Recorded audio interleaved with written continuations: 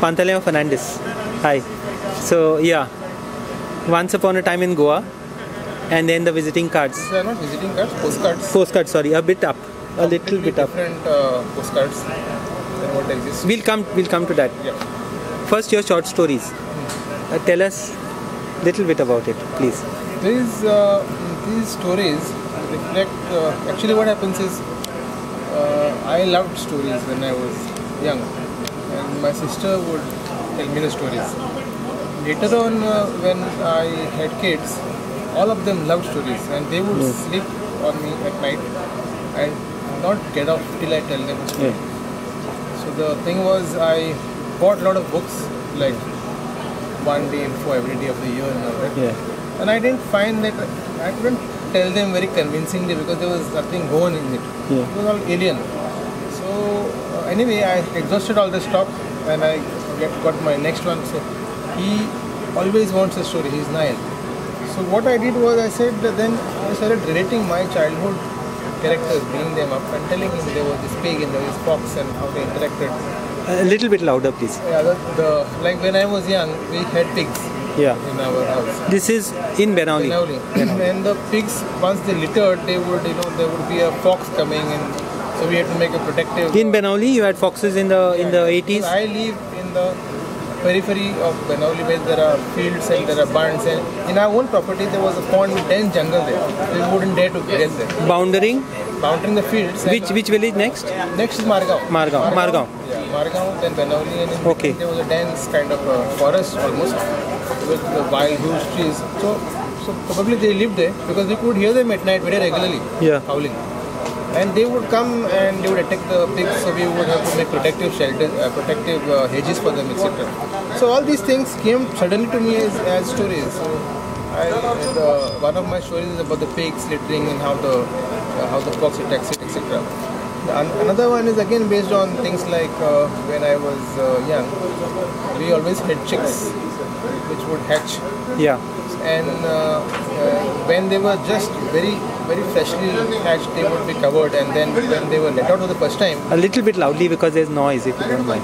When they were let out for the first time, the eagle would always be flying around, trying to, and many times they would take them off, carry them off. And then I would bring out my goffin. Goffin is that catty.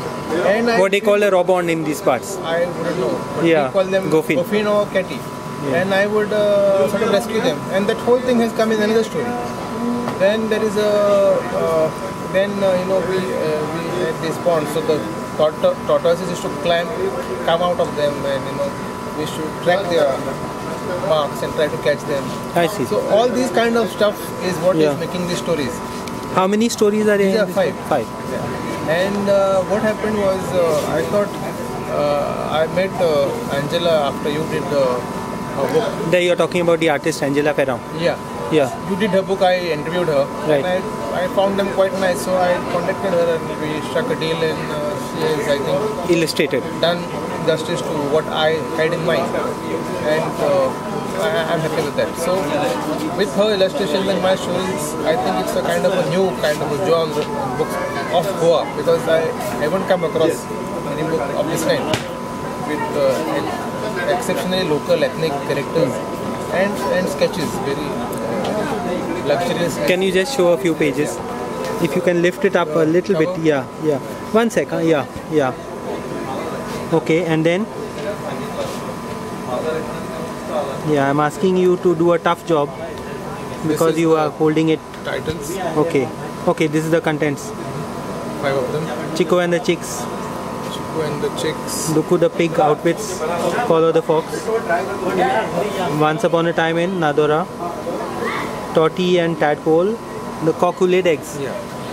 Okay. And these are the pictures basically. Fine. Nice. Right.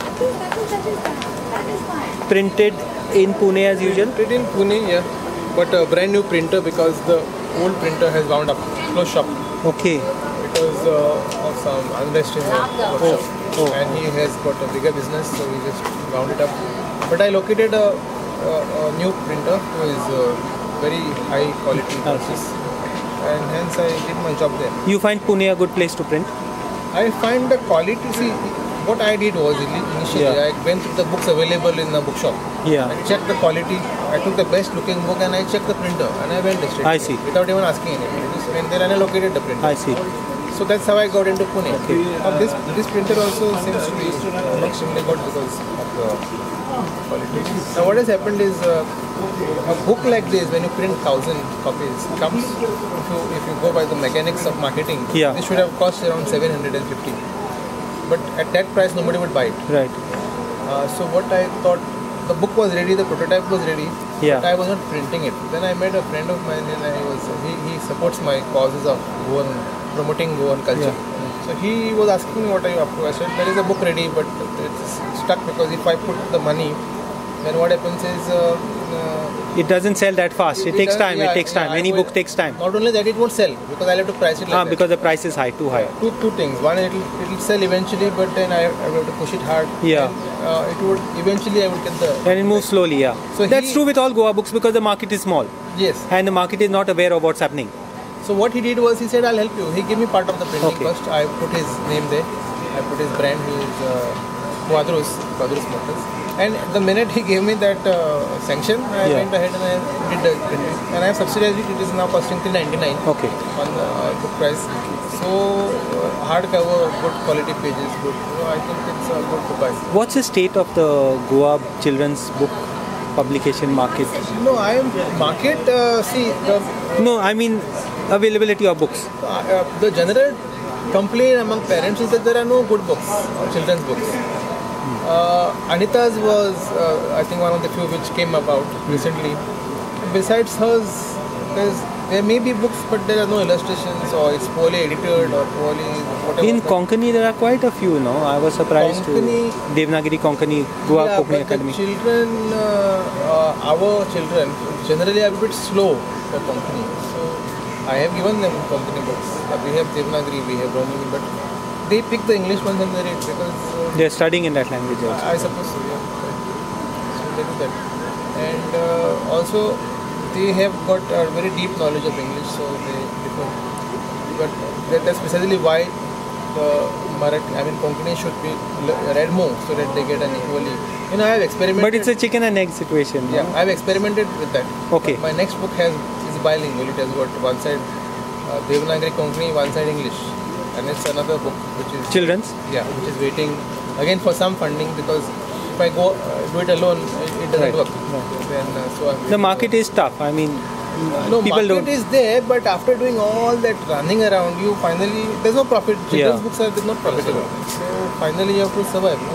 So Where would you lay down, put your finger onto the problem on? Do you think it's got something to do with the size of Goa, with the size of the readership, No. limited size? No. no, there are approximately 500 schools in Goa, so there is no size problem. In fact, if we go to say Maharashtra, in that much area, you wouldn't find 500 schools. Of course, we can't compare it to Bombay. Bombay, they would be a different situation. So, I don't think that is the problem. The problem is, somehow people think that for a book you have to spend less and for an ice cream or a movie you have to spend more. It's a question of priorities. So, no, movie is not a priority. Ice cream is not a priority. It's a question of wrong priorities. Wrong priority. Their priorities. Misplaced priorities. So, and then they complain that their children are not reading. So, that is the problem. So, Tell us something about your cards. yeah, now what has happened is someone called me up and said, Arey, I had made some cards 10 years back. I see. So he said, Arey, my number was there. You have any card? He said, no. No one is making cards I anymore. And people want cards. You have cards. So I thought, why not? I have these lovely images in my old book. Okay. So I thought I will use them and I will... Can you just hold it? Yeah. These are the images which are never there in Goa.